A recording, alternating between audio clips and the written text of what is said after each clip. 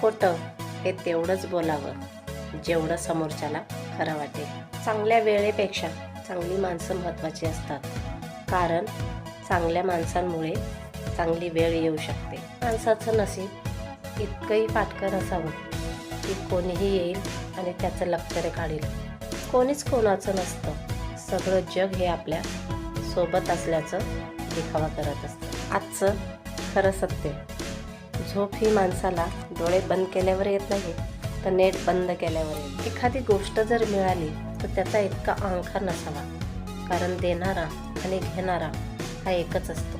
काही माणसं ही लाखात एक असतात आणि काहींकडे लाख असले तरी ती माणसात नसतात. आयुष्यामध्ये माहिती नसतं की आपण कुठं चुकतो, माणसं जपताना की निवडताना. माणसाला एवढं वाईट का वागावं? दुसऱ्याने ठेवलेलं स्टेटस आपल्याला टोमणं वाटेल,